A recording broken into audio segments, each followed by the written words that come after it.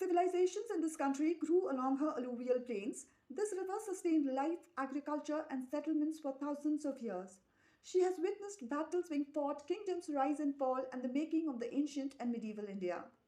Many of us have spent years memorizing her left and right tributaries, sometimes wondering when that knowledge would ever matter. Yes, I'm talking about Ganga, India's national river. She begins her journey in the Himalayas, flows across several Indian states, continues beyond our borders, and eventually meets the sea. And this brings us to today's story. I come from Bengal. In my home, Ganga water is considered sacred. It is sprinkled after a death ceremony, after a birth ceremony, or after visiting any place that is considered impure. My ma, my Takuma, and my Pishima, they all grew up believing that this water purifies, it is sacred. I don't think I've ever questioned my mother sprinkling that water in the corners of our home, which is why this is difficult to talk about.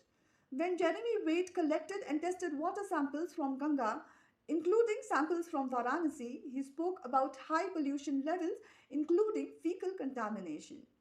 And we need to know why this matters. Because fecal contamination is not an abstract scientific term, it indicates untreated sewage entering the river. Sewage that carries disease and makes the water unsafe even for basic human contact.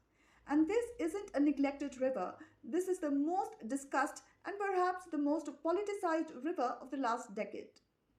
A national mission runs for it. Thousands of crores have been allocated.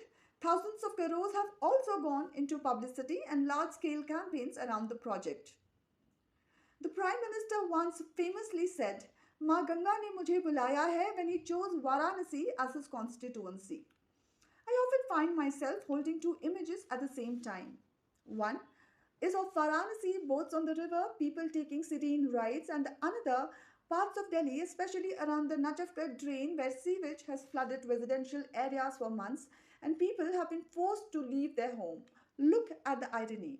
Pollution in the Prime Minister's constituency, pollution in the country's most revered river, again, in the Prime Minister's constituency, and untreated sewage flooding neighborhoods in the city where the Prime Minister's office is located.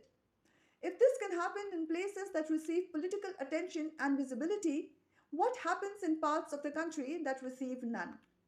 If this is the condition of the river that receives the most attention, the most funding, and the deepest emotional investment, what does that say about how we treat the rest? I will leave you with this thought today. Do share your views in the comments.